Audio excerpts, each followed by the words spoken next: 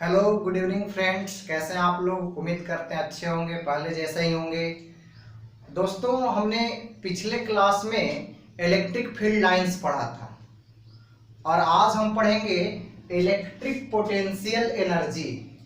दोस्तों, electric potential energy पढ़ने से पहले हमें ये बात का जानकारी होना बहुत ज़रूरी है कि हमें एनर्जी, वर्क ये सब आता है कि नहीं।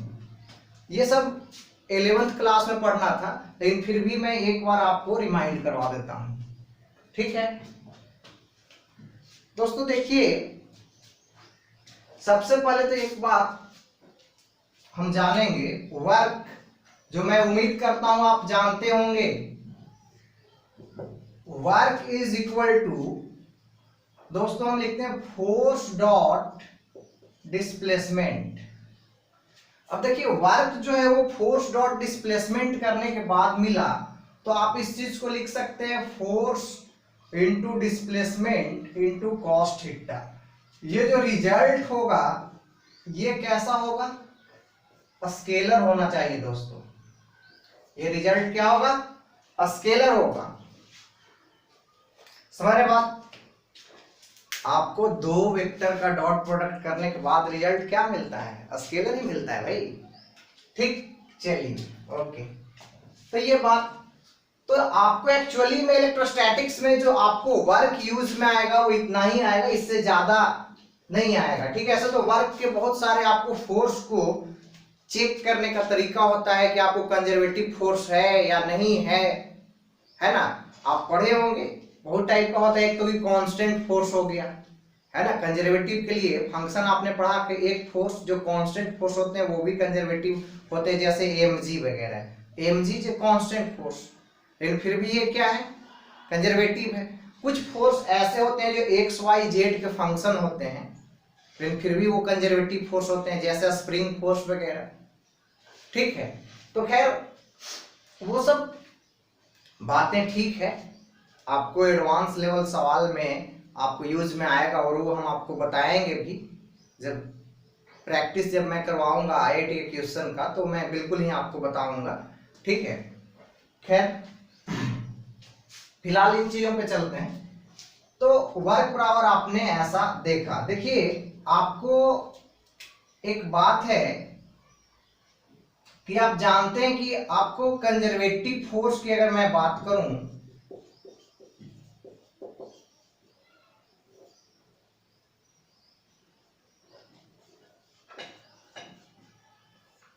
देखिए कंजर्वेटिव फोर्स में एक आपको कि इस टाइप का फंक्शन होता है कि आपको कांस्टेंट होता है, कांस्टेंट फोर्स। ये क्या, जैसे mg क्या है, कांस्टेंट है ना जी। जी कांस्टेंट है, किसी बॉडी का मास भी कांस्टेंट होता है। ठीक। आपको कुछ फोर्स होता है इस टाइप का कि आपको फंक्शन होता है इस टाइप का, जैसे xi plus yj plus zk। आपको स्प्रिंग फोर्स देखिए तो ऐसा ही कुछ होता है क्या, स्प्रिंग फोर्स आपने पढ़ रखा होगा, तो स्प्रिंग फोर्स ऐसा ही होता है। लेकिन आप स्प्रिंग फोर्स का जो लिखते हैं, स्प्रिंग फोर्स बराबर वो क्या लिखते हैं, माइनस के एक्स आई या वाई जे, जो भी लिखना है। आई तो बस हमने डायरेक्शन के लिए ले रखा है, लेकिन आप सोचिए आप ऐसा लिखते हैं कि नहीं। देखिए एक्स आई, ठीक है। तो आपको और भी कंजर्वेटिव फोर्स के और भी फंक्शन होते हैं। आपको एक्स स्क्वायर वाई प्लस, है ना, वाई स्क्वायर जे, इस टाइप का भी होता है, लेकिन आपको ये सब आपको देखना है। अभी फिलहाल हम यही पढ़ेंगे। ठीक है। आपको और भी फंक्शन होते हैं, जैसे कि इस तरीके का फंक्शन आपको कभी कभी मिल जाता है कि आपको एक्स क्यू वाई आई प्लस वाई क्यू 2xj, इस टाइप का एक फंक्शन। तो वो सब हम देखेंगे बाद में। ठीक है। फिलहाल हम इन चीजों पे चलते हैं। तो आपको इस टाइप का कंजर्वेटिव फोर्स वगैरह का फंक्शन होता है। हमने कहा कि वर्क बराबर आप ऐसा कर सकते हैं। ठीक, चलिए, तो ये बात। अब एक बात बताइए, आपने 11th क्लास में जो चैप्टर जो पढ़े थे आप, वर्क, एनर्जी एंड पावर, उसमें आप एनर्जी के बारे में भी पढ़े थे। आपने एनर्जी के बारे में पढ़ा था, उसमें आपने पढ़ा था मैकेनिकल एनर्जी। मैकेनिकल एनर्जी आपने पढ़ा था वहां पर।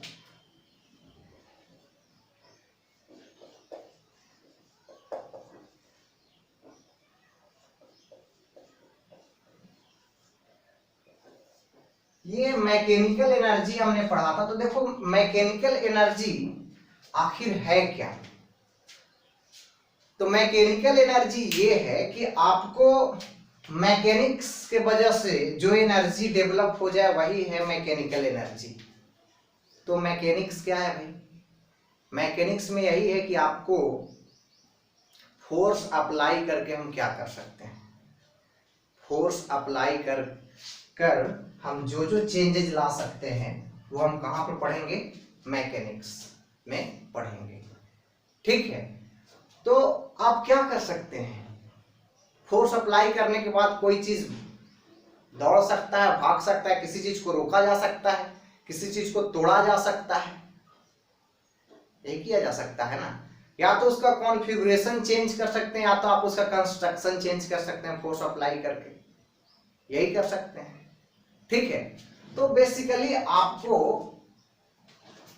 मैकेनिकल एनर्जी भी जो होता है वो उसी टाइप से होता है कि अगर आपने फोर्स अप्लाई किया और कोई चीज आपको दौड़ने लगा, चलने लगा, तब वो जो अपने अंदर एनर्जी रखता है, तब अपने अंदर जो एनर्जी पोज करता है, यानी आप उसके अंदर में जो एनर्जी आता है वो होता है, उसे कहते हैं काइनेटिक एनर्जी। काइनेटिक एनर्जी, इस चीज को इस तरीके से भी समझ सकते हैं कि आपको उसको चलने के लिए, इसको भागने के लिए जितना एनर्जी वो खर्च करता है वो क्या है? काइनेटिक एनर्जी है। समझ रहे मेरी बात? जैसे आप दौड़ना चाहते हैं, बहुत तेज दौड़ना चाहते हैं, तो आप एनर्जी लगाइएगा ना, कैसे ही दौड़ जाइएगा। तो आप जिस भी स्पीड से दौड़ रहे हैं, उतना तेज दौड़ने के लिए आप जो भी एनर्जी खर्च कर रहे हैं वो क्या है? काइनेटिक एनर्जी है। वो क्या है? वो एनर्जी काइनेटिक एनर्जी। समझ रहे बात? ठीक है, वो अलग बात है कि आपके शरीर के अंदर का इंटरनल एनर्जी खर्च हो रहा है, लेकिन वो कन्वर्ट किस में हो रहा है? काइनेटिक एनर्जी में ही हो रहा है। ठीक है, आप और तेज दौड़ना चाहते हैं तो और ज्यादा एनर्जी लगाना होगा, क्योंकि और काइनेटिक एनर्जी चाहिए। समझ रहे हैं? तो उसी तरीके से एक एनर्जी होता है मैकेनिकल एनर्जी। मैकेनिकल एनर्जी कि अगर फोर्स लगाकर हम दो एलिमेंट्स, 3 एलिमेंट, 4 एलिमेंट, जो भी हो, जितने भी सारे एलिमेंट है, ठीक है, अगर उनके बीच के सेपरेशन को घटा दिए या तो बढ़ा दिए, तब भी एक एनर्जी डेवलप होता है। उस एनर्जी को हम बोलते हैं पोटेंशियल एनर्जी। देखिए, पोटेंशियल एनर्जी का बड़ा फैंटेसी है। फैंटेसी है इन द सेंस कि आपको मैक्सिमम बच्चे समझ नहीं पाते हैं कि पोटेंशियल एनर्जी क्या है। वो पेन का टिप जो होता है वो ऐसे करके उन्हें महसूस करवाया जाता है कि आप महसूस करो पोटेंशियल एनर्जी को। ठीक है, उनको लगता है कि वही है पोटेंशियल एनर्जी, तो और उसके आगे क्या? ठीक है, देखिए, पोटेंशियल एनर्जी को भी बेहतर तरीके से समझेंगे। ठीक है, पहले काइनेटिक एनर्जी आप समझ गए ना। आपको काइनेटिक एनर्जी सबसे पहले देखो बाबू कि मैकेनिकल एनर्जी ये जो होता है, इसे हम एम से ME से डिनोट करते हैं। ये मैकेनिकल एनर्जी आपको दो एनर्जी होता है, दो टाइप के एनर्जी से मिलकर बनता है मैकेनिकल एनर्जी। एक एनर्जी होता है काइनेटिक एनर्जी और दूसरा होता है पोटेंशियल एनर्जी। यू जो ऐसे लिखा गया है, यू एक्चुअली में पोटेंशियल एनर्जी को डिनोट करता है। किसको डिनोट करता है? पोटेंशियल एनर्जी को करता है। ठीक है, यू किसको डिनोट करता है? पोटेंशियल एनर्जी को डिनोट करता है। ठीक, काइनेटिक एनर्जी हम समझ चुके हैं कि काइनेटिक एनर्जी है आपको if any body is in motion then it compose, या तो इट पोजेस कर लीजिए, इट पोजेस काइनेटिक एनर्जी। तब ये क्या पोज करता है? काइनेटिक एनर्जी करता है। समझ रहे हैं? काइनेटिक एनर्जी हमने अभी आपको समझाया। अब एक होता है पोटेंशियल एनर्जी।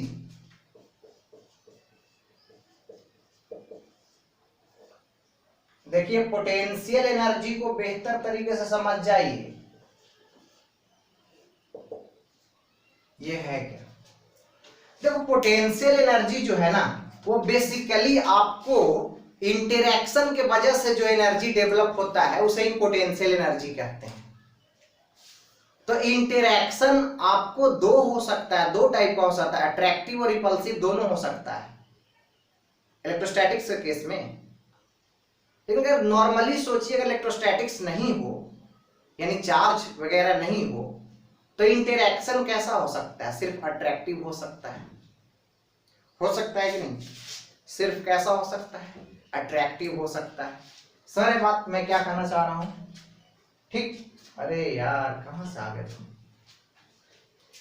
देखिए, तो मैंने कहा कि दो ऑब्जेक्ट के बीच जो इंटरेक्शन होता है, उस इंटरेक्शन के वजह से जो एनर्जी डेवलप होता है उसे ही आपको बोला जाता है पोटेंशियल एनर्जी।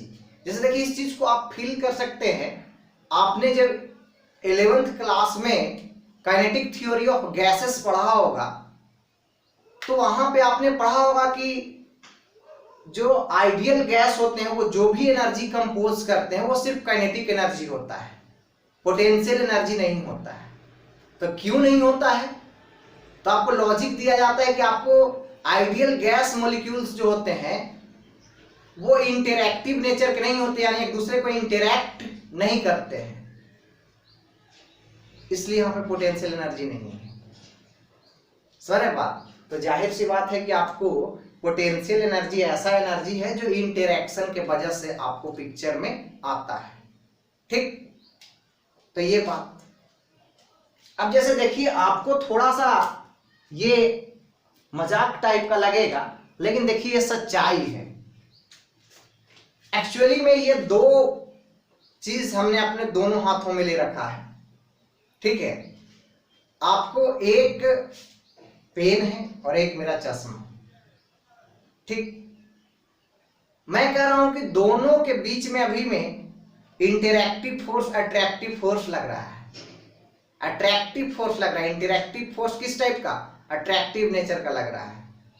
आप बोलोगे सर क्या मजाक कर रहे हो, तुम अट्रैक्ट नहीं हो रहे दोनों?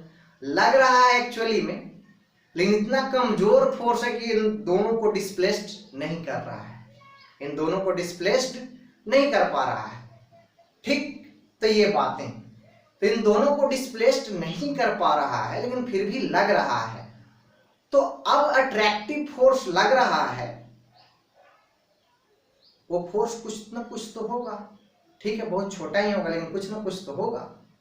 अब सोचो कि अगर ये दोनों का मास आपको बहुत कम होता और मेरे हाथों के बीच में फ्रिक्शन नहीं होता, तो वो वाला फोर्स जो बहुत छोटा सा फोर्स लग रहा है वो भी ये दोनों को एक दूसरे के करीब ला देता। लेकिन हम अगर इतना दूर पे दोनों को रखे हुए करीब नहीं जाने दे रहे हैं, तो हमने इस पे कुछ काम किया है, हमने कुछ वर्क किया है इस पर, यानी हमने कुछ एनर्जीज को दिया है, तब ये ऐसे है, तब ये ऐसे रुका हुआ है। तो वही आप इसके इंटरेक्शन को अपोज करने के लिए जितना काम कर देते हैं या जितना एनर्जी लगा देते हैं, वही तो पोटेंशियल एनर्जी है। अब देखिए, अब चार्ज के केस में समझो। मान लो कि ये दोनों पेन पर चार्ज होता, दोनों पर चार्ज होता, दोनों पर मानिए पॉजिटिव चार्ज होता। अगर हम नहीं पकड़े होते तो ये दोनों एक दूसरे से दूर भागना चाहता, नेचर तो यही है, दूसरे से दूर भागना चाहता। लेकिन हम पकड़े हुए हैं, उसके वजह से ये दोनों दूर नहीं भाग पा रहा है। तो हम पकड़े हुए हैं, तो कुछ तो हम एनर्जी लगाए हुए हैं, तब तो ये दोनों एक दूसरे से दूर नहीं जा पा रहा है। ठीक है, हम पकड़े हुए हैं, हम कुछ तो एनर्जी लगाए हुए, तब तो एक दूसरे से दूर नहीं जा पा रहा है। तो इन दोनों को ऐसे ही रखने के लिए हमने जितना एनर्जी खर्च कर दिया वही क्या है, पोटेंशियल एनर्जी है। वही क्या है, पोटेंशियल एनर्जी है। या ये दोनों को ऐसे करने के लिए जितना काम किया गया वही पोटेंशियल एनर्जी है। समझ रहे हैं पोटेंशियल एनर्जी को बेसिकली। तो ये भी तो देखो इंटरेक्शन ही है ना। आप इंटरेक्शन को ही अपोज कर रहे हैं, कर रहे हैं कि नहीं कर रहे हैं। ठीक, अब देखो जरा सोचो, तो आप बोलोगे सर आपने तो बोला कि energy develop due to interaction, लेकिन आप तो यहाँ पे इंटरेक्शन को अपोज कर रहे हो। तो सोचो एक्चुअली में इंटरेक्शन, आपको इसका इंटरेक्शन क्या कहता है कि इंटरेक्शन कि ये अट्रैक्ट, सॉरी अभी ये दोनों पॉजिटिव चाहते हैं, ये रिपेल होना चाहता है। तो आपको ये रिपेल होना चाहता है, तो जितना आपको रिपेल होने के लिए दोनों के पास एनर्जी है, यानी जिस एनर्जी से रिपेल हो जाएगा अगर उतना ही एनर्जी हम लगा दें तो ये दोनों क्या होगा, ऐसे ही रह जाएगा। तो बात तो वही है ना कि आपको एक्चुअली में इन दोनों को यहाँ पे रोकने के लिए जितना एनर्जी चाहिए उतना ही एनर्जी हम लगा रहे हैं। समझे बात। तो ये बात है, यानी किसी चीज को असेंबल करने के लिए या तो किसी चीज को कॉन्फ़िगरेट करने के लिए, यानी किसी सिस्टम को बनाने के लिए, किसी सिस्टम को वैसा ही रहने देने के लिए जो एनर्जी आपको खर्च किया जाता है वो क्या है, पोटेंशियल एनर्जी है। अभी सोचो दोनों, एक पॉजिटिव चार्ज एक नेगेटिव चार्ज होता, दोनों का अट्रैक्ट करने का ये होता, इंटरेक्शन कैसा होता है, अट्रैक्ट करने का। लेकिन हम दोनों को इतना दूर पर रखे हुए हैं, तो इन दोनों को इतना दूर पर रखने के लिए हमने जो एनर्जी खर्च किया है वही क्या है, पोटेंशियल एनर्जी है। आ रही बात समझ में। ठीक, जैसे मानिए अगर ये आपको, मैं ऐसे हाथ ना रखता तो ये पेन नीचे ऐसे गिर जाता, तो इस पेन को यहां तक रखने के लिए, इस हाइट पर रखने के लिए हम जो एनर्जी खर्च कर रहे हैं वही पोटेंशियल एनर्जी है।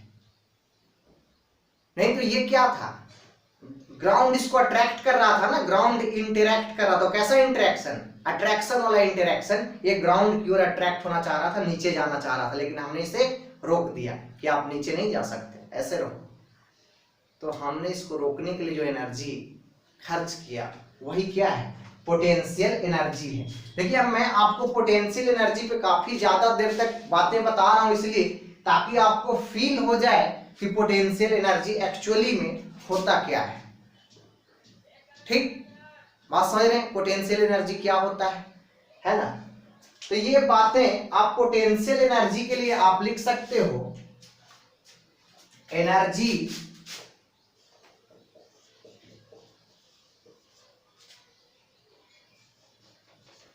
Develop due to interaction between bodies. आपको बॉडीज के बीच में जो इंटरेक्शन है उसके वजह से जो एनर्जी डेवलप होता है वही आपको, उसी को हम क्या बोलते हैं, पोटेंशियल एनर्जी बोलते हैं। ठीक है, तो उसी को हम बोलते हैं पोटेंशियल एनर्जी। थोड़ा सा रुकिएगा।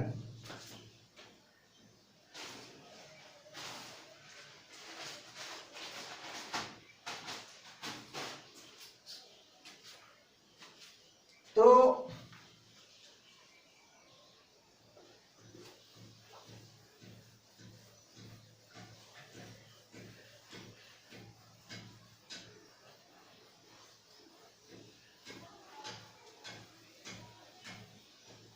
या तो ऐसा कह सकते हैं कि आपको work done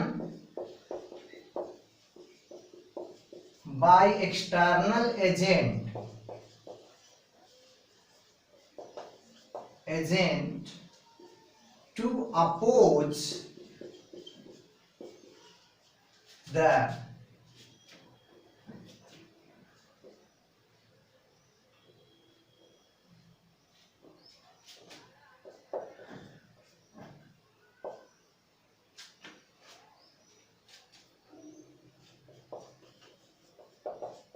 interactive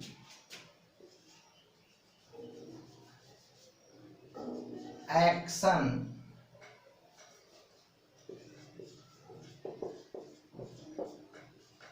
of bodies.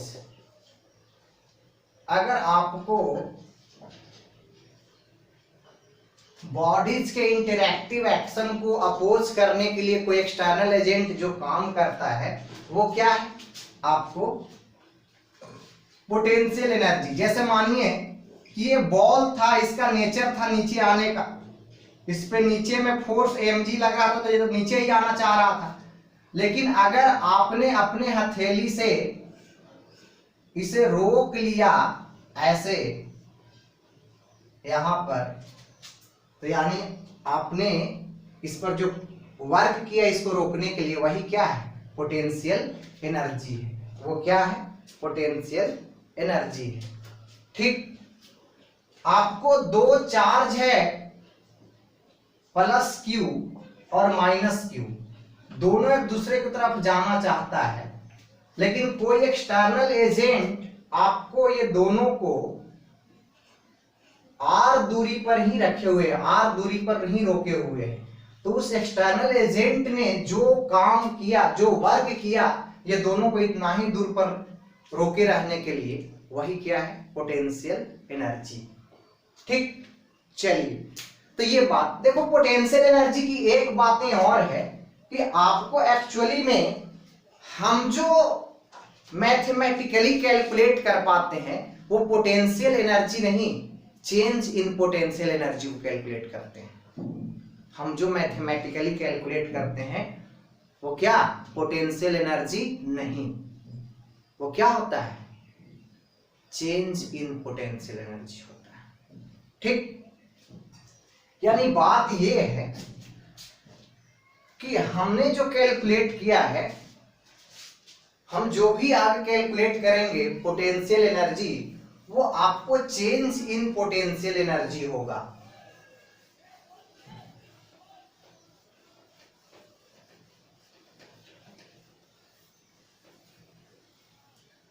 यानी कि देखिए, आप ऐसे आप अर्थ सरफेस के पोटेंशियल एनर्जी को हम जीरो मान लेते हैं कि ये अर्थ सरफेस है, अर्थ सरफेस, इसके पोटेंशियल एनर्जी को यहां पे यानी अर्थ सरफेस पे हम पोटेंशियल एनर्जी को जीरो मान लेते हैं। ये स्टैंडर्ड माना गया है, ठीक है, कि आपको यहां पर पोटेंशियल एनर्जी जीरो होता है। तो आप अगर किसी बॉल को या किसी ऑब्जेक्ट को आप ये 5 मीटर की हाइट पर ऐसे रखे होते हैं, तो आप कहते हैं कि हम इसको यहां पर रखने के लिए हमने जो एनर्जी, पोटेंशियल एनर्जी हमने जो खर्च किया, यानी ये जो पोटेंशियल एनर्जी जो इसके पास अभी है, oh my God, screen pause कीजिए, लाइट चला गया है।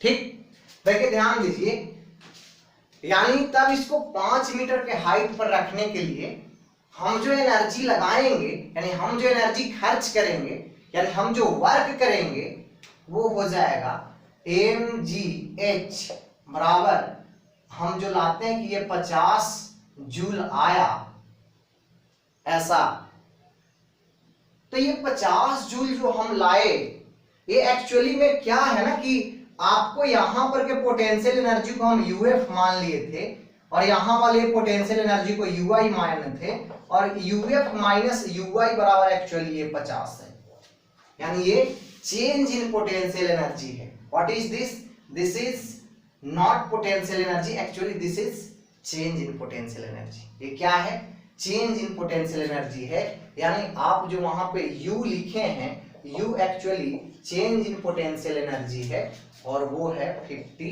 जूल। समझ रहे हैं क्यों, क्योंकि हमने ये मान लिया कि यहाँ पर वाला जीरो है, तब ऐसा आ गया ना आपका यहाँ पे 50 जूल। अगर सोचो हम मानते कि ये ग्राउंड सरफेस वाला ये जो एनर्जी है, पोटेंशियल एनर्जी है UI, ये मेरा 20 जूल है, और आप अभी किसी बॉल को ऐसे ही 5 मीटर पे रखते, तो यहां पर वाला ये जो एनर्जी होता ये यूएफ होता, और ये जो होता एक्चुअली में यहां पर वाला एनर्जी ये यूएफ होता, और चेंज इन एनर्जी जो यहां पे होता वो हो जाता आपको 50 इंटू, एक्चुअली 5 मीटर है ना, ये सही तो किए है ना, ये एक्चुअली 1 kg का ले लीजिए मास इसका, ठीक है ना, 1 kg, ठीक है। तो ये आपको हो जाता है एक्चुअली में 50 जूल, ठीक।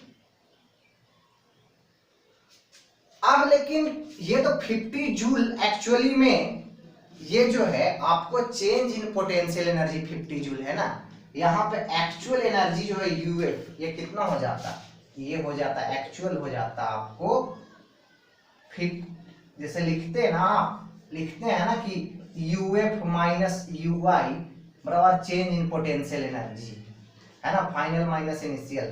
तो आप यूएफ बराबर क्या लिखोगे, change in potential energy plus UI, तो यूएफ बराबर हो जाता 20, सॉरी चेंज है 50 और ये 20 बराबर 70, यानी तब जो आपको यहाँ पर पोटेंशियल एनर्जी यूएफ होता वो कितना होता 70 होता। तो ये जो आप 50 निकाल रहे हैं, जो 50 आ रहा है एक्चुअली ये चेंज इन पोटेंशियल एनर्जी है। क्या है ये, चेंज इन पोटेंशियल एनर्जी है।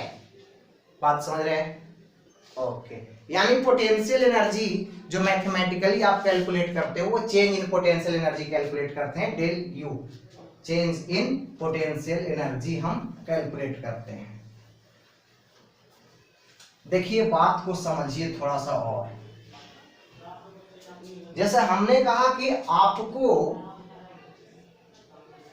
दो चार्ज को प्लस क्यू और माइनस क्यू को इसी दूरी पर रखने के लिए हमने एनर्जी खर्च किया। तो हम कौन है, एक्सटर्नल एजेंट हैं। तो एक्सटर्नल एजेंट,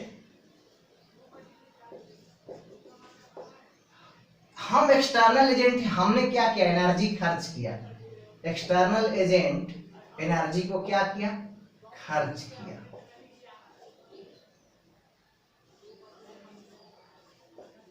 एनर्जी खर्च किया, तो वो एनर्जी गया कहां भाई, हमने जो एनर्जी खर्च कर दिया वो एनर्जी कहां गया, वो एनर्जी एक्चुअली में इसके पास चला गया। ये दो चार्ज का सिस्टम है, ये दो चार्ज का क्या है, सिस्टम है। हमने ये जो एनर्जी खर्च किया ये एनर्जी कहां चला गया, ये एनर्जी चला गया store in system, store in system. अरे यार आज लाइट का बड़ा समस्या हो रहा है, बार बार चला जा रहा है, स्क्रीन पॉज कीजिए। देखिए तो हमने कहा कि एक्सटर्नल एनर्जी, ये दोनों को इतना दूरी पर रखने के लिए एनर्जी खर्च किया और वही एनर्जी जाकर स्टोर हो गया कहाँ, सिस्टम में। तो ये जो एक्सटर्नल एनर्जी जितना एनर्जी, सॉरी एक्सटर्नल एजेंट जितना एनर्जी खर्च किया उतना ही एनर्जी स्टोर हो गया जाकर सिस्टम में। तो एक्सटर्नल एजेंट ने जितना एनर्जी खर्च किया उतना ही जाकर सिस्टम में स्टोर हो गया, उसी को तो पोटेंशियल एनर्जी कहते हैं। यानी सिस्टम इंटरैक्शन के वजह से जो एनर्जी स्टोर कर ले, यानी अपने कॉन्फ़िगरेशन के वजह से जो एनर्जी स्टोर कर ले, वही क्या है, पोटेंशियल एनर्जी। आई बात समझ में? चलिए, तो ये बात आपने देखा, पोटेंशियल एनर्जी के बारे में हमने आपको बताया।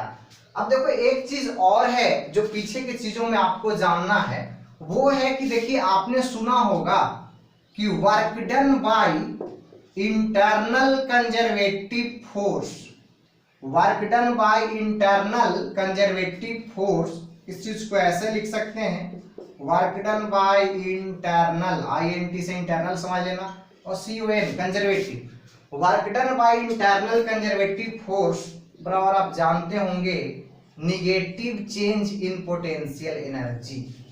यानी इस चीज को आप ऐसे कह सकते हैं कि आपको वर्क डन बाय इंटरनल, या तो negative work done by internal conservative force बराबर चेंज इन पोटेंशियल एनर्जी, आप ऐसे कह सकते हैं इस चीज को। अब बात यह है कि हमें इस चीज को फाइनली समझना है। तो फाइनली समझना है तो देखिए कंजर्वेटिव फोर्स कौन कौन है जो अभी तक आपने पढ़ा, उसमें मैं आपको gravitational force, electrostatics force, spring force, यही सब है जो अभी तक आपने पढ़ा है उसमें। अब देखिए जरा ध्यान दीजिए, तो ये सब आपको कंजर्वेटिव फोर्स है। और देखिए एक्चुअली में अगर ये इंटरनल भी हुआ, यानी सिस्टम के अंदर में ही लग रहा था, तब जो इसका वर्क डन होगा वो क्या होगा, इसका वर्क डन होगा negative change in potential energy के बराबर। यानी आप इस चीज को ऐसे कह सकते हैं कि work done by internal conservative force बराबर negative change in potential energy, यानी नेगेटिव यूएफ माइनस यूआई। इस चीज को अगर लिखें सही से तो इंटरनल कंजर्वेटिव बराबर UI minus U F, UI minus U F. बात समझ रहे? तो ये बातें ठीक आपको, ये बस आपको ध्यान में रखना है, यूज में वहां पर आएगा। स्क्रीन पॉज कीजिए, उसके बाद लिखिए।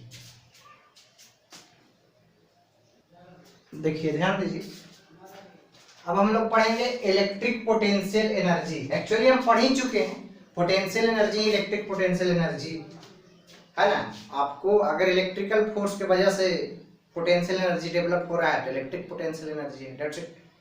लेकिन सारा चीज, सारा डेफिनेशन, सारा फीलिंग वही है। ईपीई लिखे हैं इलेक्ट्रिक पोटेंशियल एनर्जी, आप लोग फुल लिखिएगा इलेक्ट्रिक पोटेंशियल एनर्जी, ठीक है। मैंने लिखा है work done by external agent to bring any charge from one point to another point with constant velocity in electric field is defined as electric potential energy। देखिए वही बात, आपको इलेक्ट्रिक फील्ड में किसी एक चार्ज को एक पॉइंट से दूसरे पॉइंट पर कांस्टेंट वेलोसिटी से ले जाने में जो एक्सटर्नल एजेंट वर्क करेगा वही क्या है, आपको इलेक्ट्रिक पोटेंशियल एनर्जी। मानिए कि ये पूरा रीजन ऐसे है, ये पूरा रीजन इलेक्ट्रिक फील्ड रीजन था, इसमें एक पॉइंट चार्ज को एक एक्सटर्नल एजेंट यहां से यहां ले गया विदाउट एक्सेलरेटेड, यानी कि विद कांस्टेंट वेलोसिटी। तब एक्सटर्नल एजेंट ने जो काम किया, जो वर्क किया, वो क्या था, इलेक्ट्रिक पोटेंशियल एनर्जी। तो हमने लिखा कि work done by external agent is equal to negative work done by force of electrostatics. तुम बोलोगे कि ये कैसे लिख दिया, बिल्कुल होगा।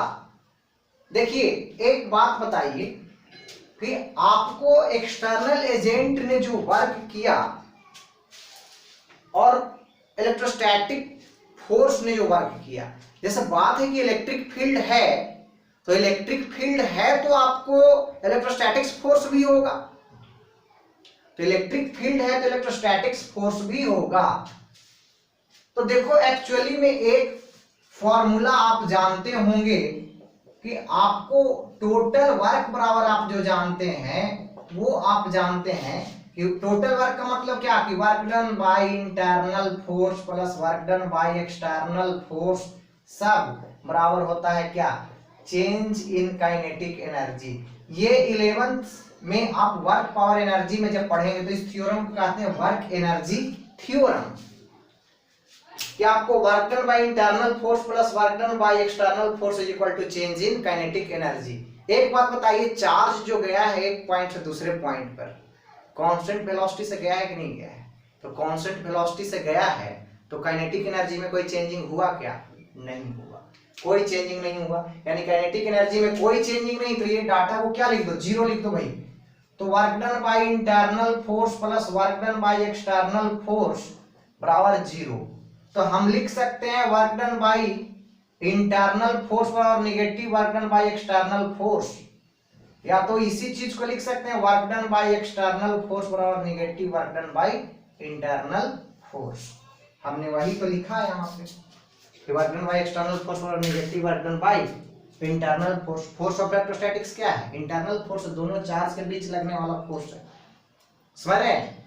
क्यों ऐसा हुआ? क्योंकि ये थ्योरम है, आप 11th में पढ़ेंगे तो वर्क एनर्जी थ्योरम एक कहता है कि work done by internal force plus work done by external force is equal to change in kinetic energy. तो ये तो गया है कांस्टेंट वेलोसिटी से, तो काइनेटिक एनर्जी तो चेंज ही नहीं किया, change in kinetic energy zero था, तो आपको इसलिए ऐसा होगा।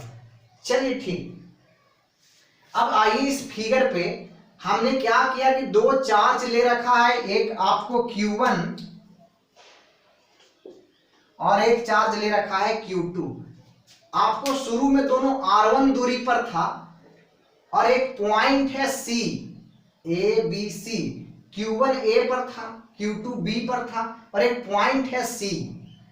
आपको एक्सटर्नल एजेंट जो है, एक्सटर्नल एजेंट एक्चुअली में ये चार्ज Q2 को B से C पर ले जाना चाहता है, B से C पर ले जाना चाहता है। कैसे? एक्सेलरेटेड नहीं, कांस्टेंट वेलोसिटी से ले जाना, एकदम धीरे धीरे, एकदम धीरे धीरे ले जाना चाहता है। ठीक है, तो आपको जब ले जाना चाहता है तो एक्सटर्नल एजेंट इसी चार्ज Q2 को इस पॉइंट B से एकदम यहां पर C तक ले जाने में जो कार्य किया, जो वर्क किया, वही तो हमारा है इलेक्ट्रोस्टैटिक्स पोटेंशियल एनर्जी। तो वो वर्क निकाल सकते हैं हम, बिल्कुल निकाल सकते हैं। तो वर्क जो भी एक्सटर्नल फोर्स का होगा वो वर्क क्या होगा? इंटरनल फोर्स का, फोर्स ऑफ इलेक्ट्रोस्टैटिक्स का नेगेटिव वर्क होगा। खैर वो अलग बात है कि हम चीजों को और अच्छे से बेहतर तरीके से समझेंगे सवाल से, लेकिन फिलहाल हम इस पर आते हैं डेरिवेशन पे। ठीक, एक बात बताइए, ये जो फोर्स ऑफ इलेक्ट्रोस्टैटिक्स हो जाएगा फिलहाल अभी, अगर general formula force of electrostatics का लिखें तो 1/4πε0 Q1 Q2 by R square. हमने R1 स्क्वायर इसलिए नहीं लिखा क्योंकि हम जनरल फॉर्मूला लिख रहे हैं, तो जनरल दूरी R लिख दिए, जो जनरल फॉर्मूला है। ठीक, हमने ऐसा लिखा। अब अगर मैं इसका वर्क लिखना चाहूं कि आपको work of force of electrostatics, तो आप क्या लिखोगे जरा बताओ हमें? तो आप जो लिखोगे सर, वो लिखोगे force dot displacement F dot dr। हम dr क्यों लिए हैं? हमने ये माना कि हल्का सा भी डिस्प्लेस dr के, आप धीरे धीरे ही ले जाइएगा ना, अभी स्मॉल डिस्प्लेसमेंट dr पे हम चेक कर रहे हैं। तो आप बोलोगे सर आप डायरेक्ट क्यों नहीं ये ले लेते हैं R2 माइनस R1? अरे भाई, ये जैसे जैसे चलता जाएगा वर्क बढ़ता जाएगा ना, यहां से यहां गया तो वर्क कुछ और होगा, यहां से यहां गया तो वर्क कुछ और होगा। तुम बोलोगे सर ऐसा क्यों? वर्क तो सर किसी भी चीज में, किसी भी टाइप के फोर्सेस में होता है, जैसे जैसे डिस्टेंस बढ़ता है वर्क बढ़ते जाता है, बिल्कुल वर्क बढ़ते जाता है। लेकिन वर्क एक्चुअली में आपको डिस्टेंस का, आपको इस टाइप का फंक्शन नहीं होता है कि 1/r स्क्वायर का फंक्शन नहीं होता है, लेकिन यहां पर है। देखिए, अगर ये चार्ज यहां पे आएगा तो फोर्स ऑफ इलेक्ट्रोस्टैटिक्स भी तो चेंज हो जाएगा। आप जो वर्क पढ़ रहे थे कांस्टेंट फोर्स में, उसमें फोर्स आपको डिस्टेंस का फंक्शन नहीं था, लेकिन यहां पर फोर्स डिस्टेंस का फंक्शन है। तो आपको एक्चुअली में जैसे जैसे डिस्टेंस बढ़ेगा फोर्स भी बढ़ता जाएगा ना। तो अगर आपको फोर्स डिस्टेंस का फंक्शन हो जाता है तो आप वर्क कैसे निकालते हैं? तब जो आप वर्क निकालते हैं वो इंटीग्रेशन करना पड़ता है फोर्स डॉट डिस्प्लेसमेंट का। ठीक है, फोर्स डॉट डिस्प्लेसमेंट का क्या करते हैं? इंटीग्रेशन करते हैं। जब आपको फोर्स डिस्टेंस का फंक्शन हो जाता है, सोचो ना, अब क्या फोर्स लगातार चेंज हो जा रहा है, लगातार चेंज होगा, जैसे जैसे डिस्टेंस बढ़ेगा फोर्स चेंज हो जाएगा, तो वर्क को चेंज होने का प्रोसेस और ये हो जाएगा और फास्ट हो जाएगा। ठीक है, इसलिए आपको उस चीज को ऐड करना मेरे लिए ऐसे पॉसिबल नहीं है, तो इंटीग्रेशन लगाया जाता है आपको फोर्स डॉट डिस्प्लेसमेंट का इंटीग्रेशन। देखिए, तो ये ऐसा। अब जरा सोचो कि फोर्स ऑफ इलेक्ट्रोस्टैटिक्स का जो वर्क डन होगा वो हम ऐसा लिखेंगे, फोर्स डॉट dr। और देखिए तो ये कहां से कहां जा रहा है? शुरू में आपको ये कहां पे था? R1 पे था, और फाइनली C पर पहुंचा तो दूरी क्या हो जाएगा? R2। देखो ना, शुरू में ये चार्ज, इसी Q2 चार्ज को ही तो हम ले जा रहे हैं भाई C पर, ये इसी को मूव करा रहे हैं, इसी चार्ज को मूव करवा रहे हैं, move slowly two point C। और ये वाला चार्ज क्या है, ये रेस्ट में है, ठीक।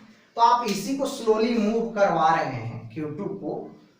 तो शुरू में देखिए दोनों चार्ज Q1 Q2 कितना दूरी पे था, R1 पे, और जब C पे चला जाएगा तो कितना दूरी पे हो जाएगा, R2 पे हो जाएगा। तो लिमिट अगर लेंगे तो अपर लिमिट लेना पड़ेगा R2 और लोअर लिमिट R1।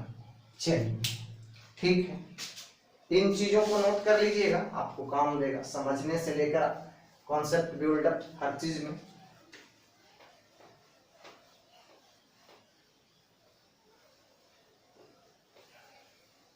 अब जरा देखिए, ध्यान दीजिए, अब उस चीज को ऐसे करो तो आप लिखिएगा वर्क डन बराबर integration 1/4 pi epsilon not Q1 Q2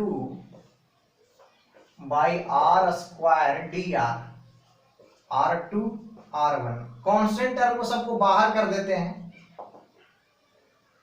तो Q1 Q2 by 4 pi epsilon not dr upon R square R2 R1। Integration क्या हो जाएगा जी, 1/r स्क्वायर का, r के पावर -2 है, तो इंटीग्रेशन क्या आ जाएगा, 1/r स्क्वायर का -1/r हो जाएगा। होगा कि नहीं होगा? अरे भाई हर एक छोटा बात बताना पड़ता है आप लोग को। तो r के पावर देखिए ना -2 है, तो क्या हो जाएगा, इंटीग्रेशन के लिए क्या कीजिएगा, r के पावर -2 + 1 बाई -2 + 1, तो क्या हो जाएगा, -1/r नहीं हो जाएगा। अच्छा तुम ऐसे कहोगे -r -1, तो इस चीज को नहीं लिख सकते -1/r, ठीक। चलिए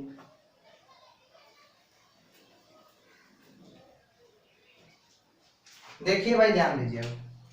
तो ये बात हमने ऐसा किया, तो इसका इंटीग्रेशन जो आया Q1 Q2 4 pi epsilon not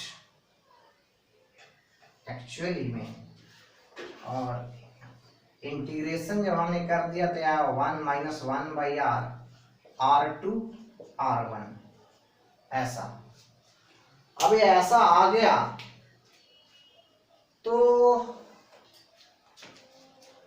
आप लिखिए, अब देखो ये इलेक्ट्रोस्टैटिक्स फोर्स का वर्क डन है। इलेक्ट्रोस्टैटिक्स फोर्स कैसा फोर्स है, इंटरनल कंजर्वेटिव फोर्स है। तो इंटरनल कंजर्वेटिव फोर्स का जो वर्क डन होता है वो क्या होता है, negative change in potential energy, है ना। वो क्या होता है, negative change in potential energy होता है। तो negative change in potential energy होता है, तो जरा आप सोचिए, आप लिख सकते हैं negative change in potential energy यानी UI माइनस UF। अगर चेंज इन लाइट चला गया, स्क्रीन पॉज कीजिए, ठीक। देखिए अगर चेंज इन पोटेंशियल एनर्जी होता है तो क्या होता है, UF minus UI। Change in potential energy क्या होता है, UF minus UI। Negative change in potential energy क्या लिख सकते हैं, UI माइनस UF। तो UI माइनस UF बराबर आप लिख दीजिए ऐसा। तो जब ऐसा लिखिएगा तो हो जाएगा Q1 Q2 by 4 pi epsilon not, और ये जो हो जाएगा ये है माइनस, तो ये हो जाएगा -1/r2, अपर लिमिट पहले पुट करते हैं जी, और माइनस, और एक और माइनस -1/r1। समझ रहे हैं ना, ये माइनस क्या है, लिमिट को घटाते हैं वो वाला, और ये माइनस ऑलरेडी लगा हुआ था, एक माइनस इसके पहले रहेगा। तो ये चीज, तो आप लिखेंगे UI माइनस UF बराबर Q1 Q2 by 4 pi epsilon not, और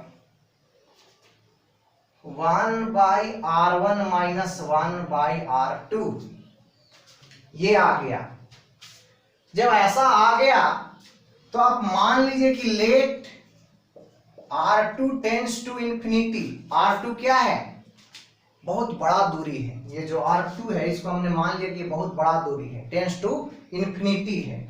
और एक चीज और याद रखिए कि at infinity potential energy zero होता है।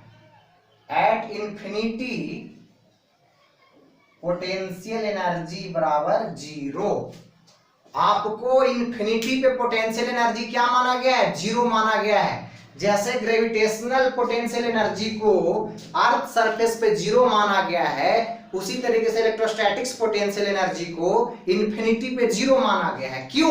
क्योंकि सोचो अगर चार्ज इंफिनिटी पे चला जाएगा तो करीब करीब इंटरेक्शन खत्म हो जाएगा ना। वो किसी एक और जो चार्ज था, बताओ, ये दोनों एक दूसरे से इनफाइनाइट दूरी पे हो जाएगा तो इंटरेक्शन बच जाएगा क्या? अट्रैक्शन रिपल्सन कुछ भी बच जाएगा क्या? नहीं बचेगा ना। तो पोटेंशियल एनर्जी डेवलप ही क्यों होता है? इंटरेक्शन की वजह से। तो इसलिए माना गया कि अगर इनफाइनाइट डिस्टेंस पे चार्ज रहे तो आपको पोटेंशियल एनर्जी को जीरो मान लिया जाता है। यानी एट इंफिनिटी पोटेंशियल एनर्जी को जीरो मान लिया जाता है। तो जीरो मान लिया जाता है।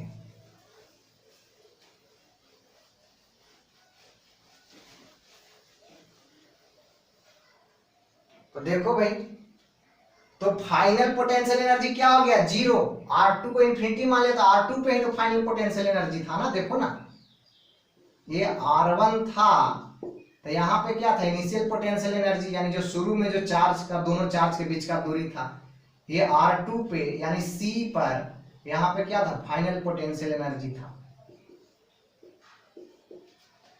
तो फाइनल पोटेंशियल एनर्जी को जीरो ले लीजिए तो UI माइनस जीरो बराबर Q1 Q2 by 4πε0। R2 infinity है तो 1/इंफिनिटी क्या आ जाएगा? जीरो हो जाएगा। तो 1/r1 माइनस जीरो। तो क्या हो गया? UI बराबर Q1 Q2 4πε0 इंटू 1/r1। यानी आपको पोटेंशियल एनर्जी का बेसिक फॉर्मूला यही है। यानी दो चार्ज, अगर देखिए शुरू में जब दोनों R1 दूरी पे था, यानी दो चार्ज R1 दूरी पर रहेगा तो दोनों के बीच जो पोटेंशियल एनर्जी होगा वो क्या होगा? ऐसा होगा। यानी दो चार्ज कुछ दूरी पर रहेंगे तब जो दोनों पोटेंशियल एनर्जी कंपोज करेंगे वो क्या करेगा? ये करेगा। तो इसका जनरल फॉर्म आप लिख सकते हैं। इसको जनरली आप ऐसे लिख सकते हैं,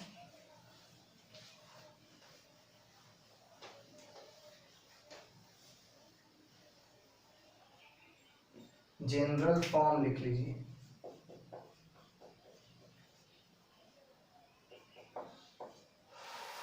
जनरल फॉर्म जो हो जाएगा वो हो जाएगा पोटेंशियल एनर्जी बराबर 1/4πε0 Q1 Q2 बाई R। ठीक। अब कितना लोग ये सोच रहा होगा कि सर आपने बेईमानी कर दिया।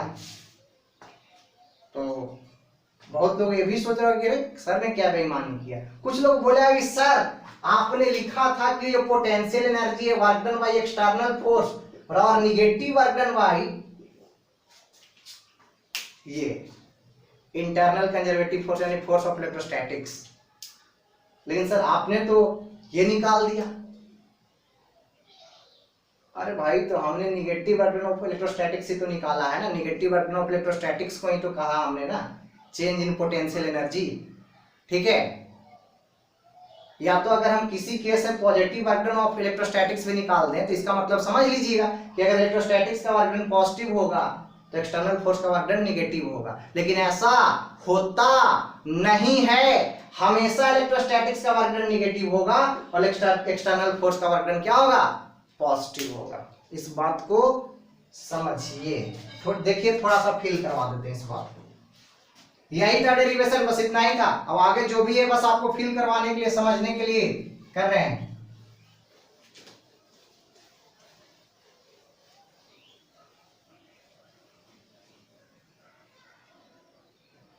जैसे एक बात बताइए,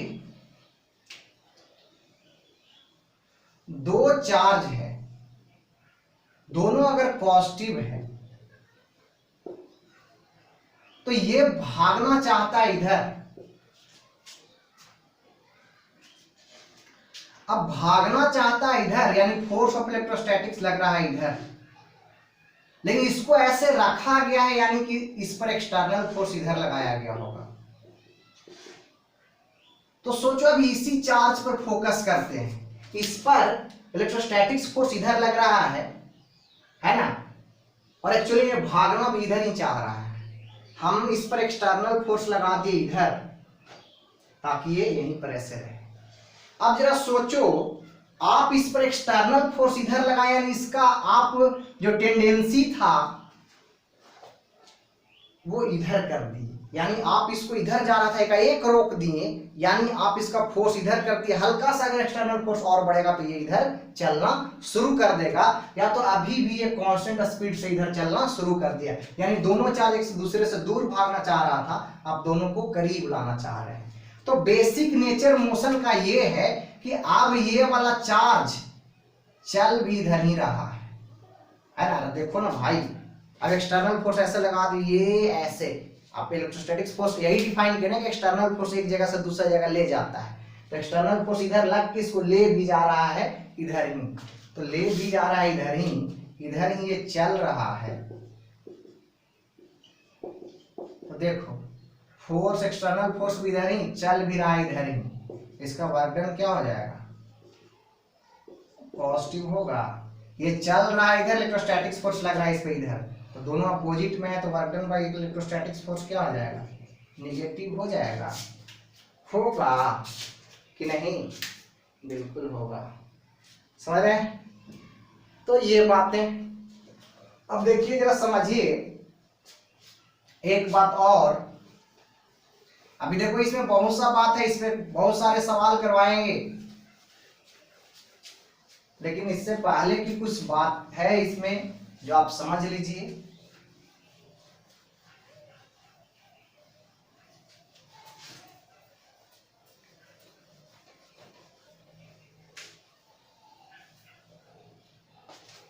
वो क्या है, वो ये है कि आपको पहला ड्यूरिंग कैलकुलेट यू लिखे हैं तो पोटेंशियल एनर्जी समझ लीजिएगा। ड्यूरिंग कैलकुलेट यू यानी पोटेंशियल एनर्जी, यू का मतलब क्या, potential energy.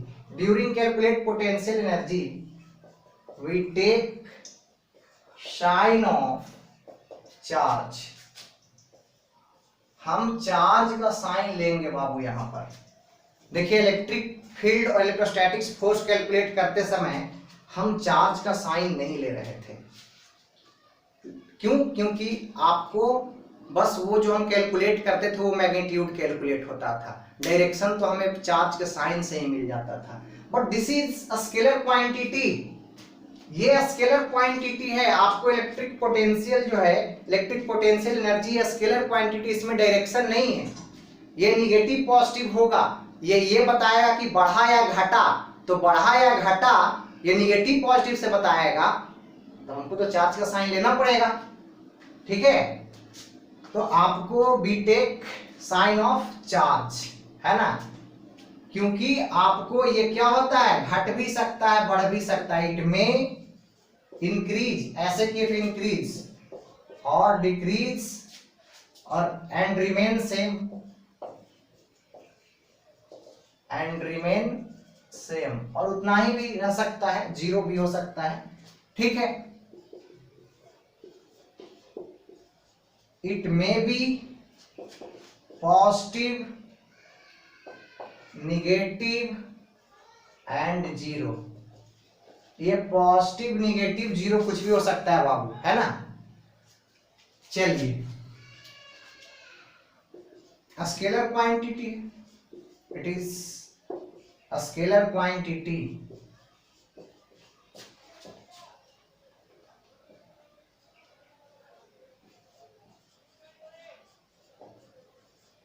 a scalar quantity किसी को यूनिट भी चाहिए क्या? एसआई यूनिट जूल होता है, ठीक है ना? तुम बोलोगे सर जूल, अरे भाई एनर्जी ही है ना, कहीं पर का एनर्जी हो, एनर्जी का एसआई यूनिट क्या होता है? जूल होता है।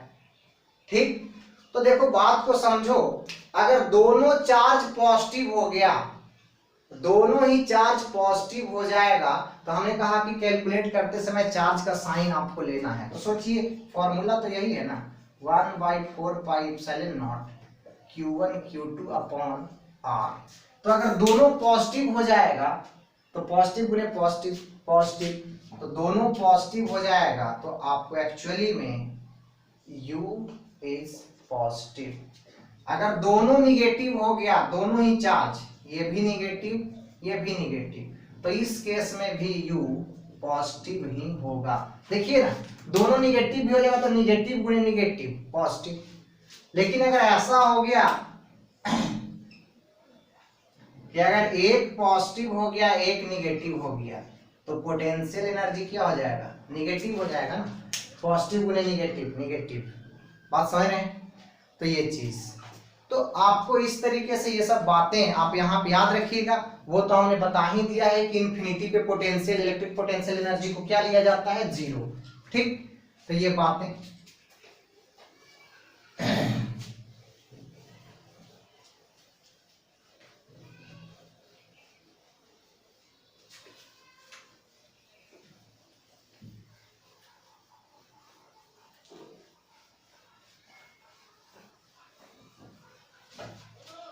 अब देखिए इस पर कुछ सवाल करते हैं।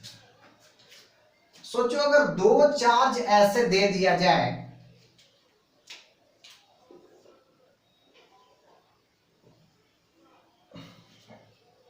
क्या मानिए दिया जाए कि Q1 बराबर 2 माइक्रोकूलम और Q2 बराबर 3 माइक्रोकूलम। अगर आप, और दूरी 1 मीटर, या तो चलो सेंटीमीटर में ले लो, 1 सेंटीमीटर। अब अगर बोले कि आप पोटेंशियल एनर्जी निकालिए ये दोनों सिस्टम के बीच, find potential energy, find U हमने कहा है, यानी पोटेंशियल एनर्जी समझिएगा, तो निकाल लीजिए 1/4πε0 Q1 Q2 अपॉन R। तो क्या हो जाएगा? U बराबर इतना का value 9 into 10 to the power 9 into 2 into 3, और microcoulomb microcoulomb 10 to the power -12 upon 1 centimetre है, यानी 10 टू द पावर -2, 1 गुने 10 टू द पावर -2। -2 क्यों लिया? क्योंकि सेंटीमीटर को मीटर में बदलिएगा ना। चलिए जब ऐसा लेंगे तो क्या हो जाएगा? 54 है ना, और ये क्या हो जाएगा? 10 टू द पावर -3, ये -2, तो ये बच गया, तो एक्चुअली में -1, 10 टू द पावर -1, यानी 5.4 जूल। आ रही बात समझ में? आपको क्या आएगा? 5.4 जूल पोटेंशियल एनर्जी आपको पोजेस these टू चार्जेस, यानी ये दोनों चार्ज 5.4 जूल पोटेंशियल एनर्जी को पोज करेगा। चलिए अब अगर ऐसा लिया जाए,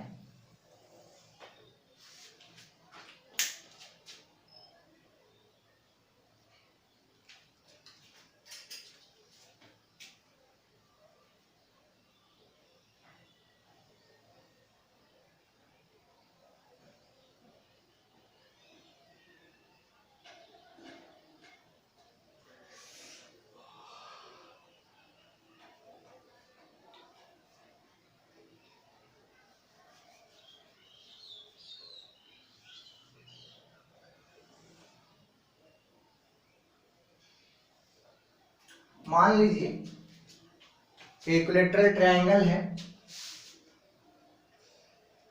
यहां पे चार्ज Q रखा, या तो चलो कूलाम में ही लेते हैं, तुम लोगों को कूलाम में फीलिंग्स ज्यादा आता है।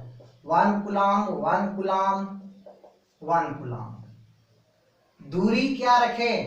दूरी इक्विलेटरल ट्रायंगल है ये, तो है ना, इक्विलेटरल ट्रायंगल है, सभी साइड सेम है, 1 metre 1 metre and this is also 1 metre.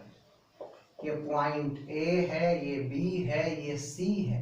अब पूछा जाए find potential energy of the system, find potential energy of the system.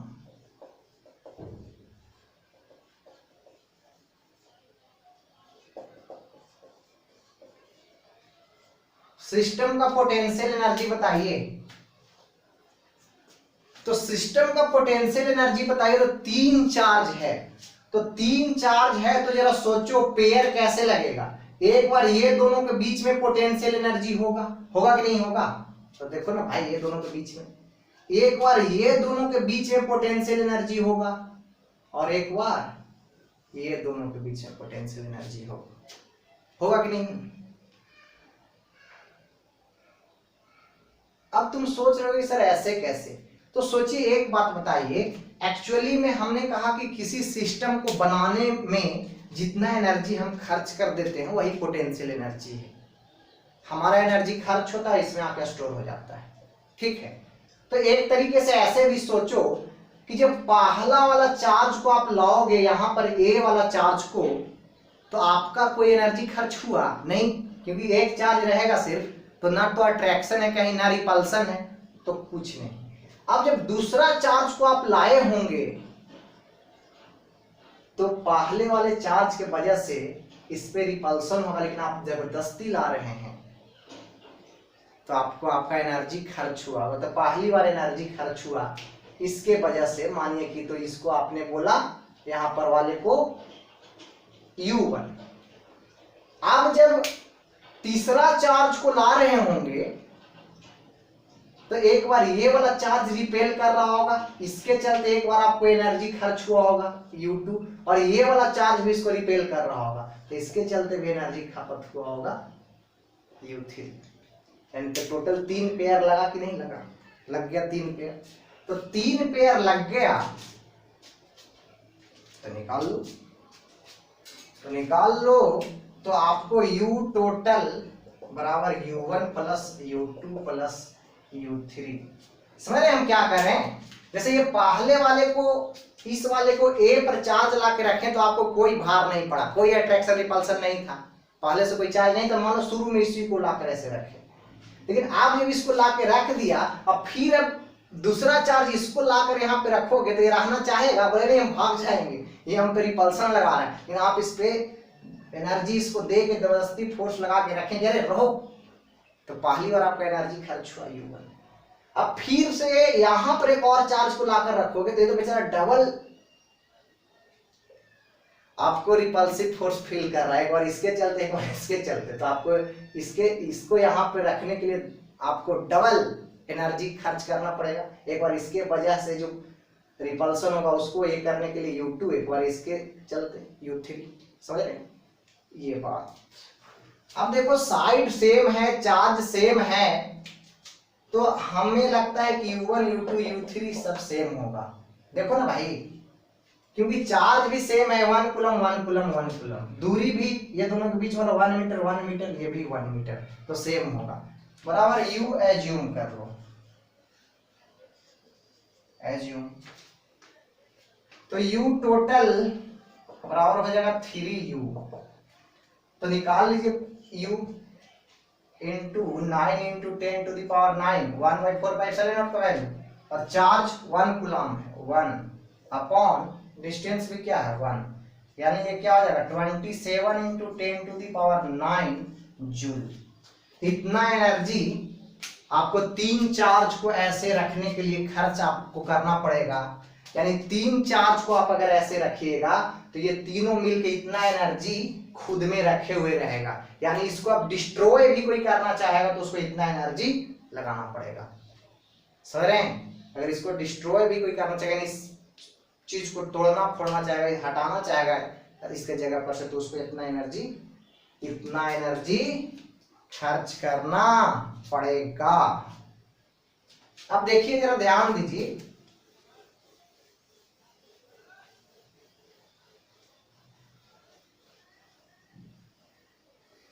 अब अगर ऐसा होता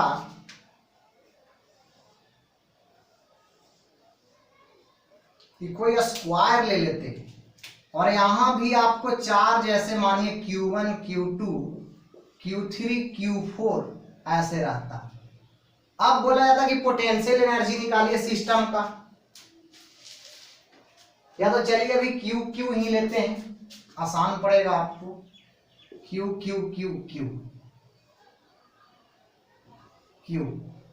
अब अगर बोला जाता कि पोटेंशियल एनर्जी निकालिए, तो सोचिए उसी तरीके से सोचिए कि पहला चार्ज अगर ये है तो इसको यहाँ पे रखने में हमको कोई भार नहीं पड़ा, कोई एनर्जी खर्च नहीं हुआ।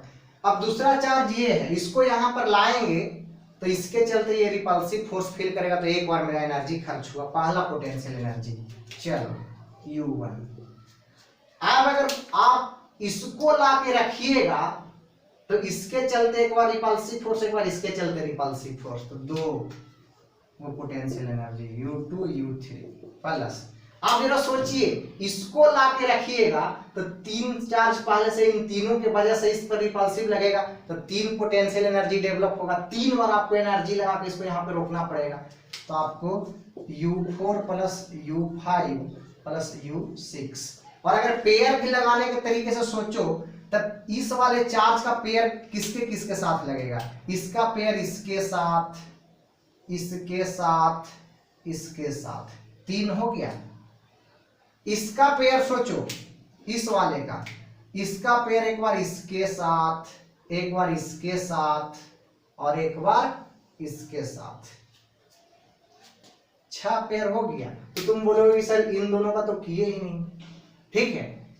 तो सोचो इन दोनों का करें तो इसका पेयर, अब सोचिए तो इसका इसके साथ, और ये दोनों का तो ऑलरेडी लगा हुआ है, लगा हुआ है कि नहीं, और ये दोनों का भी ऑलरेडी लगा हुआ है, और इसका अब लगाने की आवश्यकता है, इसका तो सब लग ही गया, इसके साथ भी, इसके साथ भी, इसके साथ भी, जोड़िए 6 ही हुआ ना, ठीक है। आई बात समझ में? तो ऐसे भी आप समझ सकते हैं।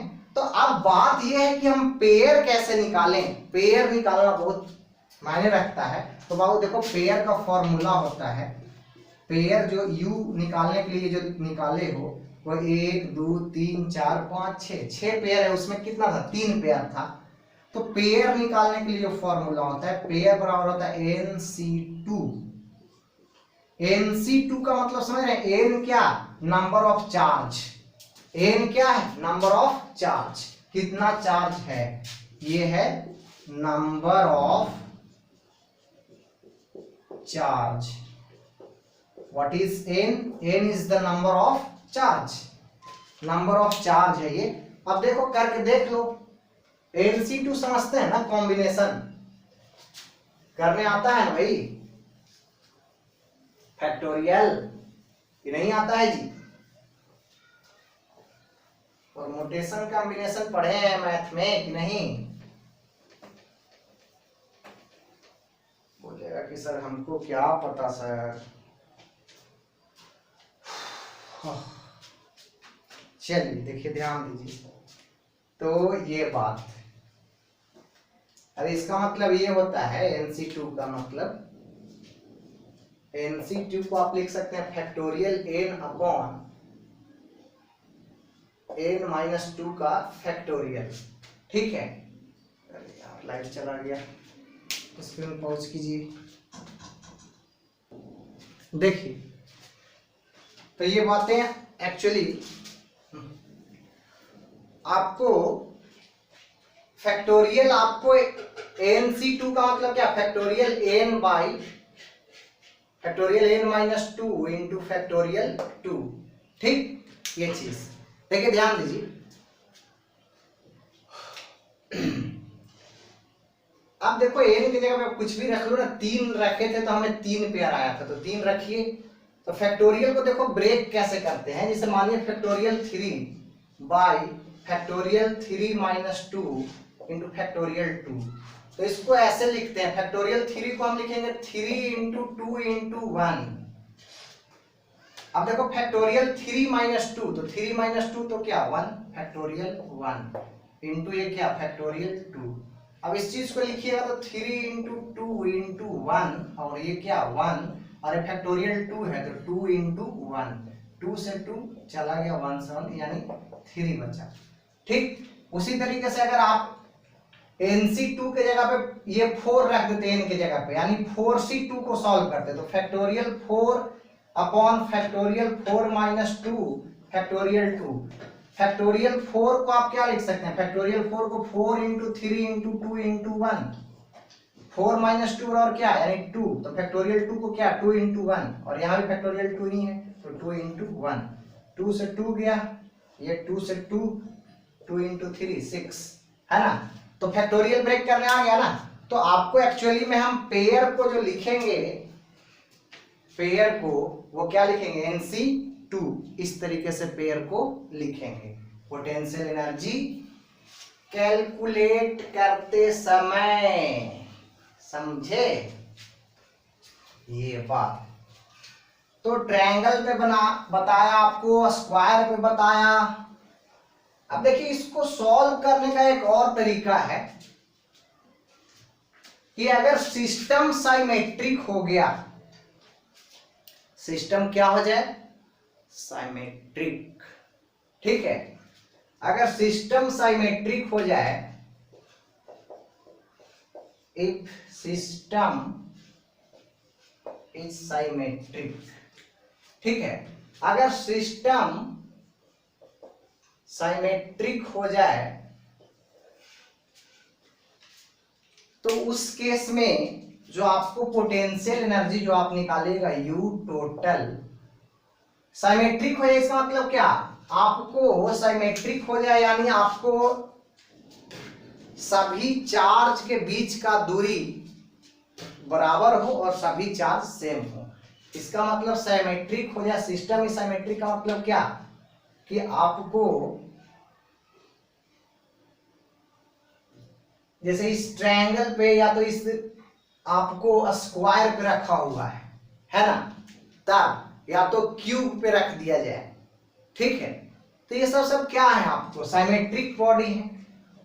यानी सिस्टम साइमेट्रिक यानी आप साइमेट्रिकल शेप जानते हैं ना, उतना से आप समझ जाइएगा, ठीक है।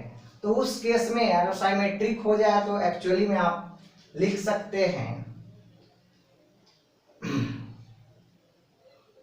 U टोटल बराबर n/2 इंटू पोटेंशियल U1। अब हम ये U1 क्या कह रहे हैं इस चीज को समझिए। U1 कह रहे हैं कि जैसे आपने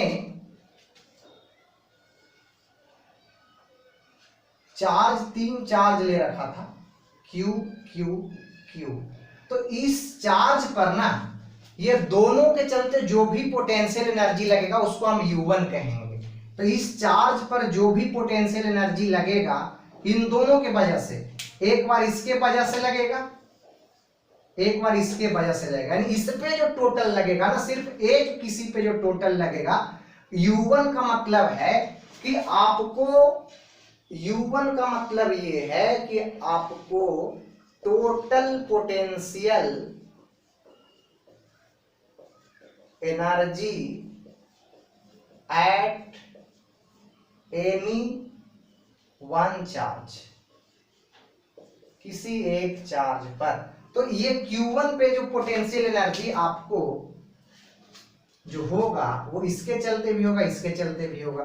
तो इसके लिए जो आप लिखिएगा, इसके लिए U1, तो U1 बराबर क्या लिखिएगा, एक बार इसके चलते, तो इसके चलते मानिए कि U ये भी उतना ही दूरी पे, तो इसके चलते भी U, तो U प्लस U बराबर 2U।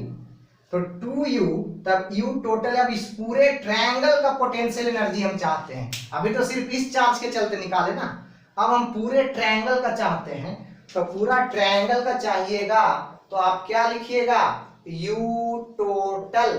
तो U टोटल लिखोगे तो क्या, टोटल चार्ज कितना है 3 है, तो 3/2 इंटू U1 क्या है 2U, 2 से 2 कट गया 3U। देखो 3 पेयर लगता था, इसमें लगता था कि नहीं लगता था, और तीनों पेयर लगता था और सब में क्या आता था U आता था, 3U आ गया, 3U ही आया था कि नहीं आया था, ठीक है। तो ये भी याद रखिएगा, U टोटल बराबर n/2 इंटू U1। U1 का मतलब समझ रहे हैं ना, आपको total potential energy at any one charge, किसी एक चार्ज पे, यानी किसी एक पर हम निकाल लेंगे और बाकी ये कर देंगे, जितना टोटल चार्ज होगा उससे ये कर देंगे। ठीक, तो ये बात। अब जरा देखो, इस पर एक सवाल करते हैं, काफी अच्छा सा सवाल।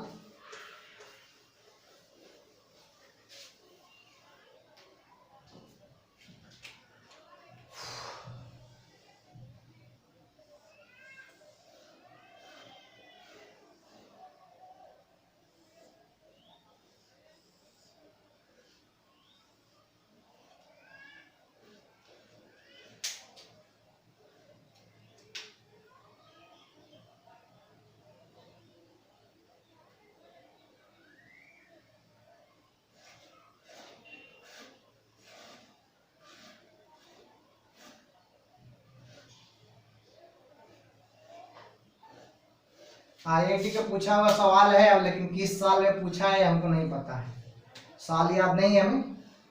मान लीजिए Q Q Q Q Q Q Q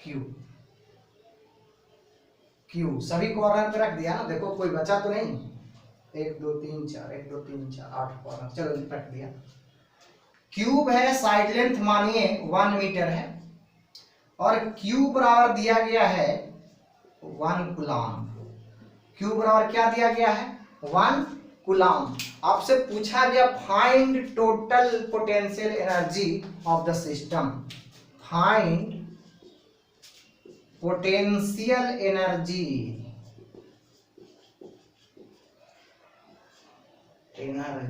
यानी U ऑफ सिस्टम। इस पूरे सिस्टम का पोटेंशियल एनर्जी बताना है, ठीक है। इस पूरे सिस्टम का पोटेंशियल एनर्जी बताना है, तो हम कैसे बताएंगे? बिल्कुल बता देंगे जी।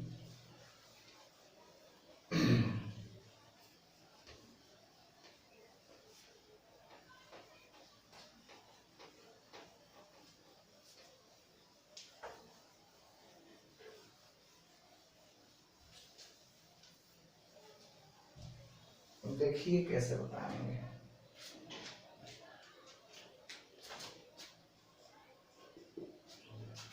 इस पे लगा दी, देखिए तो साइमेट्रिकल है कि नहीं? साइमेट्रिकल है, तो साइमेट्रिकल है ना। देखिए साइमेट्रिकल नहीं है, जैसे इस चार्ज के लिए आप पोटेंशियल एनर्जी निकालिएगा, तो इसके लिए क्या, कितना चार्ज की वजह से आपको पोटेंशियल एनर्जी निकालना पड़ेगा? एक पेयर इसके साथ इसका लगेगा, एक इसके साथ, एक इसके साथ, और एक लगेगा इसके साथ, 3। एक इसके साथ, एक इसके साथ, एक इसके साथ, और एक इसके साथ, ठीक है। सभी चार्ज के लिए देखो तो ऐसा ही पेयर लगेगा कि नहीं लगेगा? साइमेट्रिकल का मतलब यही है कि आपको जितने भी चार्ज हैं सभी का सारा पेयर एक जैसा हो। सारा पेयर एक जैसा हो कि मतलब कि ये वाला चार्ज का अगर मानिए 7 पेयर लगा, तो 7 पेयर में 1 2 3 पेयर 1 मीटर की दूरी पर था, और उसके बाद में एक पेयर ये वाला जो हो गया वो √2 मीटर की दूरी पर था, और ये वाला पेयर भी √2 मीटर की दूरी पर था, और ये वाला पेयर भी √2 मीटर की दूरी पर था। यानी 3 पेयर 1 मीटर की दूरी पर था, 3 पेयर √2 मीटर की दूरी पर था, और एक पेयर √3 मीटर की दूरी पर था। यानी 7 पेयर इसका है, उसमें 3 पेयर 3 मीटर की दूरी पर, 3 पेयर √2 मीटर की दूरी पर, और एक पेयर √3 मीटर की दूरी पे। और अगर ऐसा ही बाकी के, लाइट चला गया, क्या यार आज लाइट तो परेशान करके रखा है। ठीक, देखिए ध्यान दीजिए, तो मैंने कहा कि अगर ऐसा ही पेयर बाकी के 7 चार्जेस का भी लगे तो ये साइमेट्रिकल है। यानी तो देखो ना, बाकी का 7 चार्जेस के लिए सोचो, इसके लिए भी अगर सोचोगे तो इसका भी 3 पेयर, 1 2 और ये 3, 1 मीटर की दूरी पे। इसका भी 3 पेयर √2 मीटर की दूरी पर होगा, 1 एक पेयर ऐसा, 2 पेयर ऐसा, ठीक है, और ये 3, और इसका भी एक पेयर √3 मीटर की दूरी पर होगा, यहां से यहां। सभी का देखिए ऐसा ही होगा, तो सभी का पेयर एक जैसा रहे तो हम कहेंगे कि ये साइमेट्रिकल है। साइमेट्रिकल समझ रहे हैं? तो साइमेट्रिकल है तो किसी एक का निकाल दीजिए पहले। तो किसी एक का निकालोगे तो U1 निकालो Q के चलते।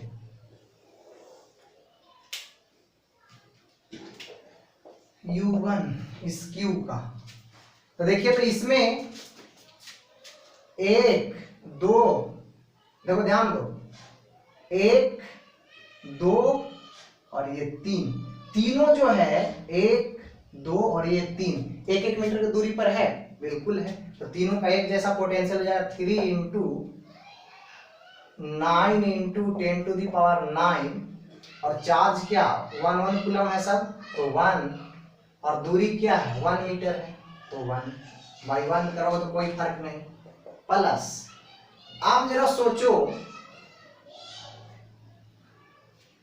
3 चार्ज इससे ऐसा है जो आपको, एक ये वाला, ठीक है, उसके बाद में इससे 1 2 3 है ना। देखिए ध्यान दीजिए, अब ऐसा है कि अब 3 चार्ज ऐसा है इससे जो कि आपको √2 मीटर की दूरी पर है, ठीक है। एक ये वाला है ना, और उसके बाद में एक ये वाला, और फिर कौन, और एक ये वाला। देखो ना भाई, ये वाला जो ऐसे बाहर वाला साइड है इसी का चारों कॉर्नर है ना, तो ये दोनों के बीच का दूरी क्या होगा, डायगोनल। ये क्या है, ये वाला जो बाहर वाला साइड ये वाला है, ये उसी का एक कॉर्नर ये है, एक कॉर्नर ये है, तो आपको डायगोनल। और जो सबसे नीचे वाला बॉटम वाला जो आपको फेस है उसी का 2 कॉर्नर है, तो आपको 3 चार्ज जो होगा वो √2 मीटर की दूरी पे होगा, डायगोनल डिस्टेंस पे है। तो 3 इंटू, समझ रहे हैं ना, जैसे देखो ना भाई, नीचे वाला फेस पर ये दोनों है, तो ये वाला चार्ज इससे क्या डायगोनल की दूरी पे, ये वाला जो फेस इधर लेफ्ट वाला फेस है ये ऐसे, इसके एक वर्टेक्स ये है, एक ये, तो ये भी डायगोनल डिस्टेंस पे ये वाला चार्ज इससे। ये जो आपको कहने का मतलब ये वाला फेस हो गया, ठीक है ना, एक फेस। और ये देखिए बाहर वाला जो फेस है, बाहर वाले फेस पे आपको कहने का मतलब ये ऐसे है, तो ये वाला भी तो इसके डायगोनल पे ही है ना, देखिए, ठीक। तो 3 इंटू 9 इंटू 10⁹, और चार्ज तो 1 ही है, डिस्टेंस भी 1 ही है, प्लस, लेकिन ये वाला चार्ज जो है इससे क्या है, एक्चुअल में क्यूब के डायगोनल डिस्टेंस पे है। देखो ना, ये यहां से ऐसे क्या है, ये क्यूब का डायगोनल है ना, तो क्यूब का डायगोनल क्या होता है, √3 इंटू साइड, तो ये हो जाएगा 9 इंटू 10⁹, और आपको एक्चुअली में, सॉरी यहाँ पे दूरी नहीं लिखे, √2 है ना, हाँ, और ये हो जाएगा 1 इंटू √3, ऐसा। अब ऐसा एक के लिए आपने निकाल लिया। अब U1 में ही जरा आप सोचिए, आप कॉमन कर लीजिए, क्या कॉमन कर सकते हैं आप, 9 इंटू 10⁹ कॉमन कर लेंगे तो आपको मिल जाएगा 3 + 3/√2 प्लस 1/√3, ठीक। और आपको इस तरीके का कितना है, आपको इसमें नंबर ऑफ चार्ज कितना है, 8 है ना, 8 है, 8। तो आपको U टोटल बराबर हो जाएगा n/2 into U, actually U1, तो आपको क्या हो जाएगा 8/2 इंटू U1 आपने लाया है 9 इंटू 10⁹, 3 + 3/√2 प्लस 1/√3, ठीक है। सॉल्व कर लीजिएगा इसको, यही क्या आ जाएगा, इस पूरे क्यूब का पोटेंशियल एनर्जी हो जाएगा। आ रही बात समझ में, इस पूरे क्यूब का क्या हो जाएगा, पोटेंशियल एनर्जी, ठीक। चलो ओके, अब देखो जरा ध्यान दो, तो इसमें और भी सवाल हैं, बहुत तरह के सवाल हैं, आप कर सकते हैं।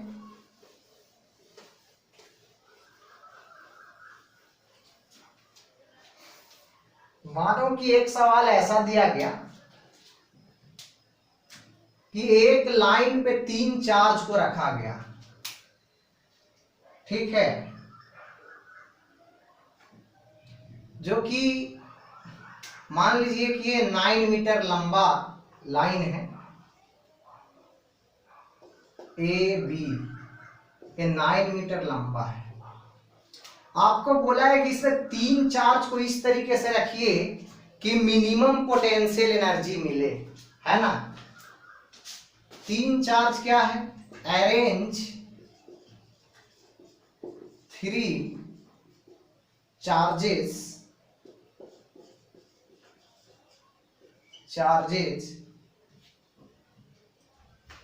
क्या क्या ले लें बोलो,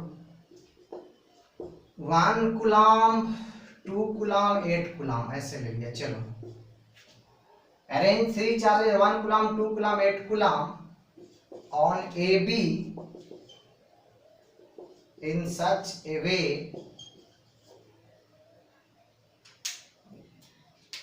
that U will be, यानी potential energy will be, U means potential will be minimum.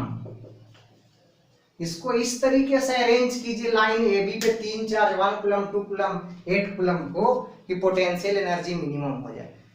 तो पोटेंशियल एनर्जी मिनिमम कब होगा, जब डिस्टेंस ज्यादा हो जाए, है ना जी। देखिए, अरे जानते हो ना पोटेंशियल एनर्जी बराबर के Q1 Q2 by R, inversely proportional to R है ना भाई। तो आर अगर ये हो जाएगा मैक्सिमम, तो क्या हो जाएगा, पोटेंशियल एनर्जी मिनिमम हो जाएगा। तो ऐसा भी कॉमन सेंस से सोचो कि पोटेंशियल एनर्जी मिनिमम होना है, यानी ये दोनों चार्ज, जो बड़ा वाला चार्ज है 2 कूलम और 8 कूलम, इन लोग दोनों को मैक्सिमम दूरी पर रखिए, है ना, तब ना पोटेंशियल एनर्जी मिनिमम होने का चांस बनेगा। क्योंकि potential energy is inversely proportional to distance. तो दोनों बड़े चार्ज को मैक्सिमम दूरी पर रखिए। तो मैक्सिमम दूरी यानी क्या, 9 मीटर पे दोनों को रखिए, यानी 9 मीटर पर रखिए। इसका मतलब ये हो गया कि यहां पे रख दीजिए 2 कूलम वाले को, और यहां पे रख दीजिए 8 कूलम वाले को, और कहीं पे यहां पे 1 कूलम वाले को रख दिए, ठीक, जो कि ये इससे x दूरी पर था। इतना तय है कि 1 कूलम वाला 2 वाले कहीं ज्यादा नजदीक रखना पड़ेगा, क्योंकि 8 कूलम वाले से जितना दूर रखिएगा उतना कम पोटेंशियल एनर्जी आएगा, लेकिन वो तो हम कैलकुलेट करके निकाल लेंगे। तो अभी अगर पोटेंशियल एनर्जी निकालेंगे यू टोटल, तो मेरा 3 पेयर लग रहा है, निकाल लीजिए। एक बार ये दोनों का पेयर कितना दूरी पे, 9 मीटर की दूरी पे, तो 9, उसको के लिखते हैं एक्चुअली अभी फिलहाल, चलिए 9 × 10⁻9 ही लिखते हैं। 9 × 10⁻9, 8 दूनी 16, और दूरी कितना है 9, प्लस एक बार ये दोनों के वजह से, तो ये दूरी क्या आ जाएगा, 9 - x हो जाएगा। टोटल 9 है, x है, तो क्या आ जाएगा 9 - x हो जाएगा। तो 9 × 10⁻9 × 2 × 1 2, और ये 9 - x। एक बार ये दोनों का, तो 9 × 10⁻9 × 8, 8 × 1, और ये क्या x। यही टोटल पोटेंशियल एनर्जी है। तो इसको मिनिमम कह रहा है, तो मिनिमम होगा या मैक्सिमम होगा वो x पे डिपेंड करेगा। करेगा कि नहीं करेगा, बिल्कुल करेगा। तो मिनिमम होने के लिए हमने कहा था, या मैक्सिमम होने के लिए, मैक्सिमम तब बोलोगे सर मैक्सिमम के लिए भी आपने वही कहा था, मिनिमा के लिए भी वही कहा।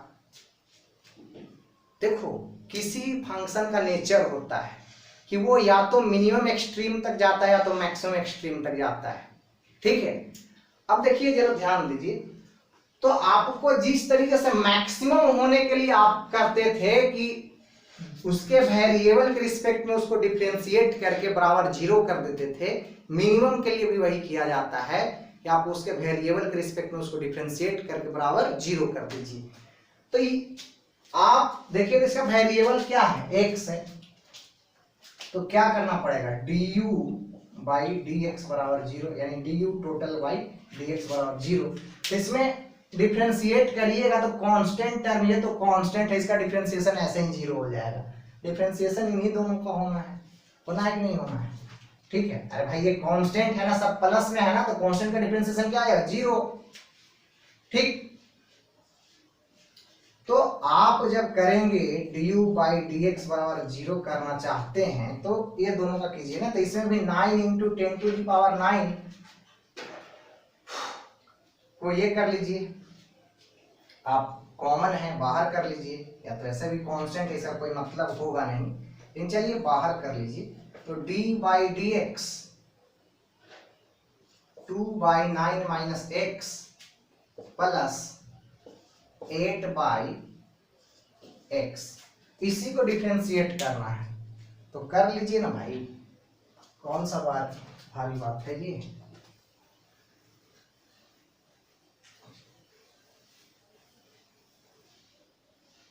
बराबर 0 है, तो डिफरेंशिएट करोगे तो देखो बराबर में 0 है, तो ये इधर आके तो 0 ही हो जाना है, तो आप क्या करोगे, d by D x 2/9 minus x plus d by D x 8/x,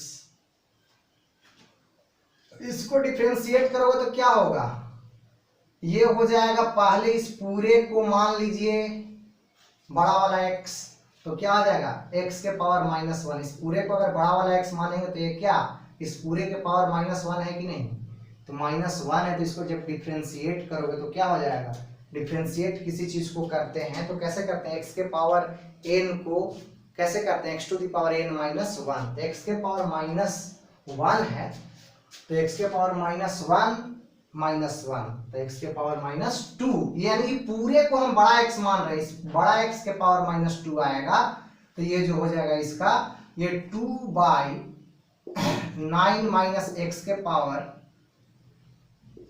2 square इसका, और अब इसमें एक वेरिएबल x है ना, तो वेरिएबल x है, तो एक्चुअली में x का क्या हो जाएगा, डिफरेंशिएशन 1 हो जाएगा, तो -1, तो ये पहले से ही माइनस होगा ना, जैसे देखो ना भाई, x के पावर इस पूरे को अगर मान लेते हैं 9 माइनस एक्स को आप, ये बड़ा वाला x है ऐसे, तो लिखते ना कि ये है 2/x के पावर, ऐसे 2/x, यानी इसको लिखते तो क्या लिखते, 2 इंटू एक्स के पावर -1 और पहले से ही -1 पावर था, तो करोगे ना 2 इंटू n इंटू यानी -1 इंटू n इंटू एक्स के पावर n -1, तो ये -1 वाला है, एक माइनस पहले से ही था ना, और ये x का डिफरेंशिएशन कीजिएगा तो क्या आएगा, -1, तो माइनस माइनस क्या हो जाएगा, कैंसिल, खत्म। ठीक, तो देखिए ये बात, तो ये माइनस माइनस खत्म, कैंसिल हो गया, प्लस देखिए तो ये क्या है, x के पावर -1 है, तो इसका डिफरेंशिएशन क्या हो जाएगा बताइए, बोलो भाई, इसका डिफरेंशिएशन क्या होगा, 8/x, x के पावर -1, तो x के पावर -2 इंटू -1 कर लो, अब इतना बराबर क्या है, 0 है, तो इतना बराबर 0 है, तो 2/9 माइनस एक्स का होल स्क्वायर बराबर, उधर में जाके क्या हो जाएगा देखिए, या तो अभी ऐसे ही रखिए ना इसको, -8/x स्क्वायर बराबर 0, अब यहां से कैलकुलेट कर लीजिए, ठीक है ना, तो 2/9 माइनस एक्स का होल स्क्वायर बराबर 8/x स्क्वायर, 4, ऐसे कैंसिल,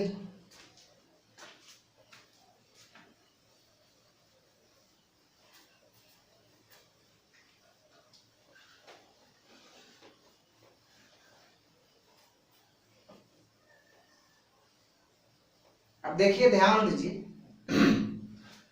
अब देखिए, अब ऐसा कर लीजिए आप,